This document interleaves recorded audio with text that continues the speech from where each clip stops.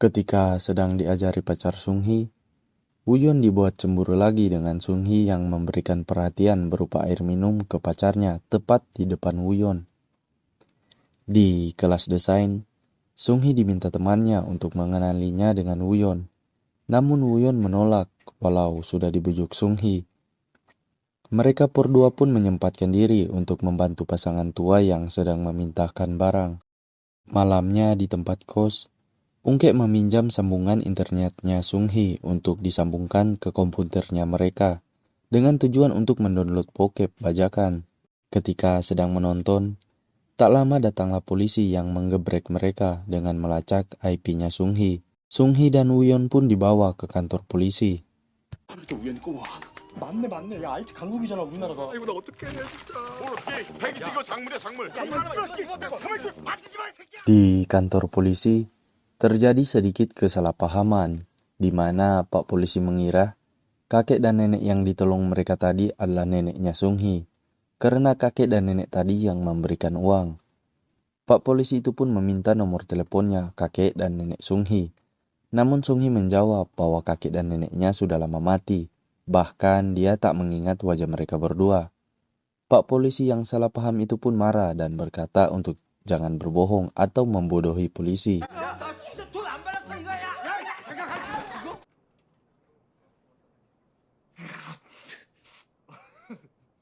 Di tempat kos, Woo-yeon sangat risih atau tidak suka jika pacar Sung-hee berkunjung dan berduaan di kamar mereka. Woo-yeon pun akan mengadukan kekesalannya itu kepada ibu kos. Namun ibu kos salah paham yang ternyata ibu kos juga sedang berduaan dengan pacarnya.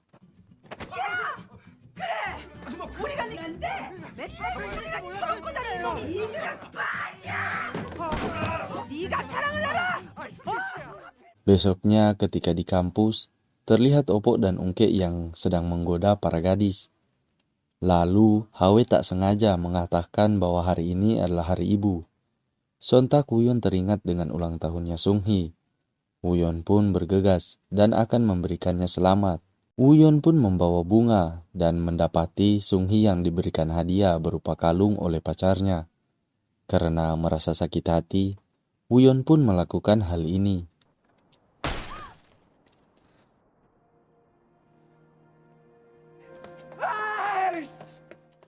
Setelah berminggu-minggu, terlihat Woo-yeon yang tak pernah mengganti dan menyuci pakaiannya. Teman Sung-hee pun berkata bahwa dia sangat menyesal pernah ingin dikenalkan dengannya. Karena merasa kasihan, Sung-hee pun mengajak Woo-yeon untuk membuatkannya kemeja yang baru.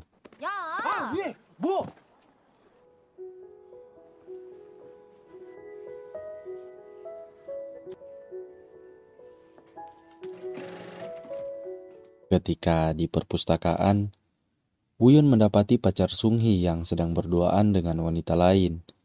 Woo-yeon pun menguping pembicaraan mereka berdua dan mendengar pacar Sung-hee yang mengajak wanita itu untuk pergi ke luar negeri. Tibalah di mana hari pertandingan antar kampus. Terlihat mereka yang sempat unggul. Ketika sedang istirahat, Ungke bertanya kepada pacar Sung-hee apakah mereka bisa menang. Pacar Sung-hee menjawab jika dia juga tidak tahu dan berkata bahwa dia bertaruh untuk Sung-hee. Jika mereka menang, dia akan mengajak Sung-hee ke luar negeri. Mendengar hal itu, Woo-yeon pun menarik Sung-hee dan berkata untuk jangan pergi ke luar negeri dengan lelaki brengsek itu. Pacarnya itu juga sudah mengajak wanita lain.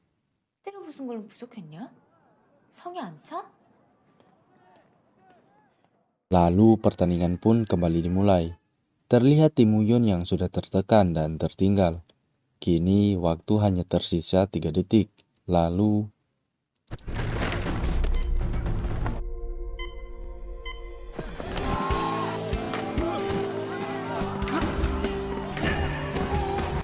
첫사랑이 없는 사람은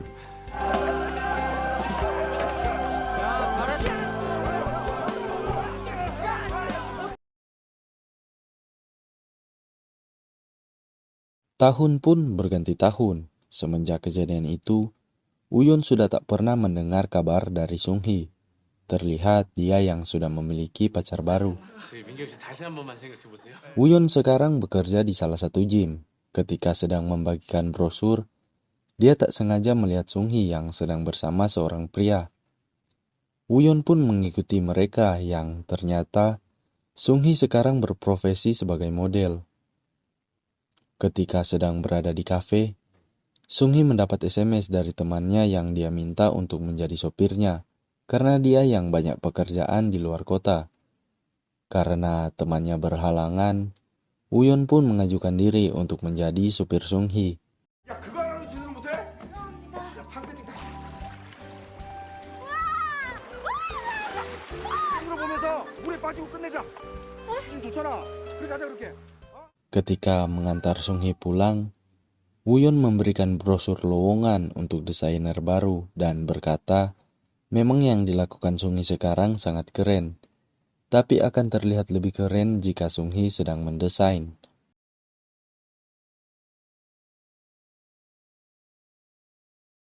Besoknya, ketika akan menuju tempat syuting, si produser tiba-tiba menelpon dan berkata bahwa Sung-hee telah dihapus atau digantikan oleh orang lain.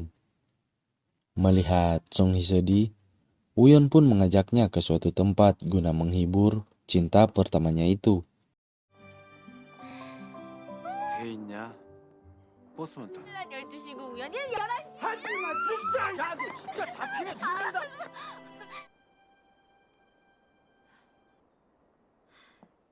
Ketika pulang, terlihat mereka berdua yang canggung dikarenakan Sung-hee yang menolak ciuman Woo-yeon karena tak ingin merusak hubungannya.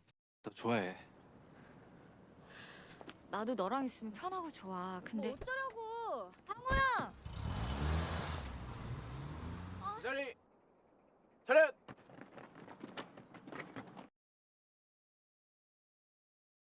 Besoknya Woo-yeon didatangi pacarnya dan bertanya apakah wanita yang sering diantarnya adalah cinta pertama Woo-yeon dan apakah Woo-yeon masih mencintainya. Woo-yeon pun hanya bisa meminta maaf dan tak lama Sung-hee mengirimi pesan yang bertulis untuk jangan pernah menemuinya lagi. Setelah menerima pesan itu, Woo-yeon langsung mendatangi Sung-hee yang sedang syuting. Sung-hee pun menghampirinya dan berkata, apakah Woo-yeon tak membaca pesannya? Woo-yeon pun menjawab bahwa dia sudah putus dan hanya ingin bersama Sung-hee. Jelas Sung-hee tak menyukai hal itu dan menanggapinya dengan marah. Dan ketika Sung-hee ingin pergi,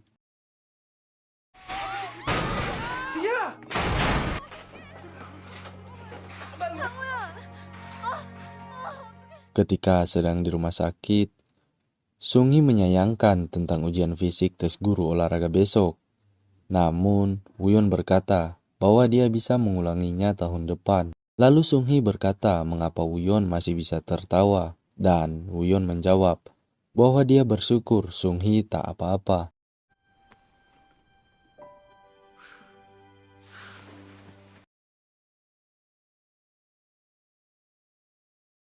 Mereka berdua pun memutuskan untuk tinggal bersama dengan Sung-hee yang sudah menjadi desainer.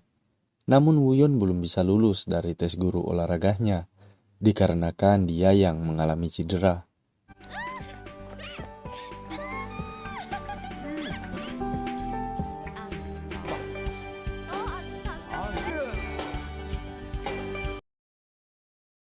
Hari pun berganti hari.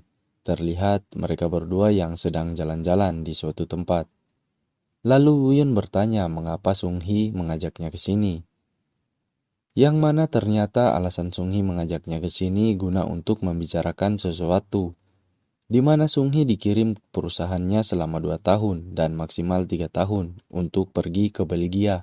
Mendengar hal itu, tentu saja Woo-yeon tak senang karena harus berpisah dengan kekasihnya itu.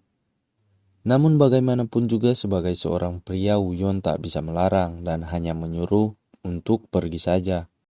Beberapa hari kemudian, Woo-yeon dan kawan-kawan pergi melayat, di mana ayah Sung-hee yang telah meninggal. Selesai memberikan penghormatan, Woo-yeon curhat ke Oppo. Dia mengatakan, mungkin jika dia tak bertemu Sung-hee, dia tak akan cedera dan sudah memiliki pekerjaan. lalu berkata mungkin dia sudah menyesal telah bertemu dengan Sung Hee. Dan tanpa disengaja, ternyata Sung Hee mendengar semua apa yang dikatakan Woo-yeon barusan. Sung Hee pun berkata, terluka dan berkencan dengannya adalah pilihan Woo-yeon. Lantas mengapa Woo-yeon menyesalinya sekarang? Woo-yeon pun mencoba menjelaskan dengan berkata bahwa tadi dia lepas kendali karena kepikiran dengan CV-nya yang buruk atau hasil tesnya. Lalu Sung Hee berkata bahwa Woo-yeon sama saja dengan ayahnya. Kapanpun ada hal yang tidak sesuai dengan keinginannya, ayah Sung Hee selalu menyalahkan ibunya dan bilang ibu Sung Hee hanya mengacaukan hidup ayahnya. Sung Hee pun meminta putus karena berpikir mungkin nanti dia akan menyesalinya.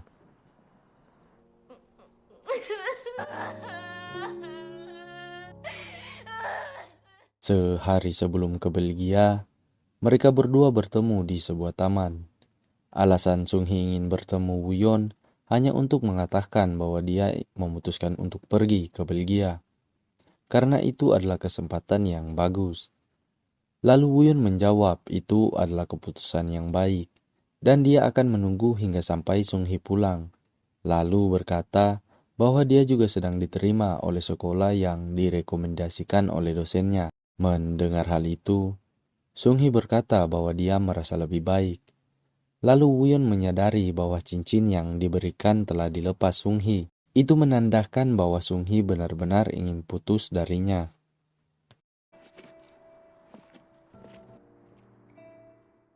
Beberapa bulan kemudian, terlihat Woo-yeon yang sudah menjadi guru olahraga. Namun semua muridnya tak menyukai Woo-yeon, dikarenakan dia yang selalu terlihat marah dan pelajarannya juga membosankan. Lalu muridnya menyuruh Woo-yeon untuk menceritakan kisah cintanya dahulu. Ketika sedang mengajari muridnya di lapangan, Woo-yeon dihampiri Sung Hee yang baru saja pulang dari Belgia. Alasan Sung Hee kesini untuk memberitahu Woo-yeon secara langsung bahwa dia akan segera menikah. Mendengar hal itu, Woo-yeon pun berusaha untuk tetap tegar dan berkata, di usia Sung Hee saat ini memang sudah bukan saatnya main-main.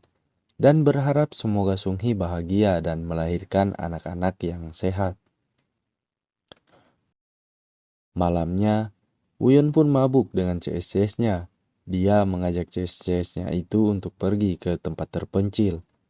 Lalu berkata dia tak akan hadir di pernikahan Sung Hee. CS-CS-nya pun setuju untuk pergi dan berpikir ini juga untuk menghibur Woo-yeon. Namun malamnya, Woo-yeon yang mabuk menemukan gambar yang dibuatkan Sung Hee untuknya. Melihat gambar itu, Woo-yeon pun menangis. Dia pun merenung sendirian sampai pagi tiba. Woo-yeon pun menyadari sesuatu, bahwa semua ini hanyalah masalah waktu. Untuk apa dia terus menghindar? Ujung-ujungnya hatinya tetap tak bisa menerima semua ini. Maka dari itu, Woo-yeon akan menghadiri pernikahan Sung Hee. Walaupun terasa berat dan menyakitkan, namun itu lebih baik daripada sekadar menghindar. Sampainya di pernikahan Sung Hee, mereka pun menyusun rencana agar Woo-yeon bisa bicara empat mata dengan Sung Hee.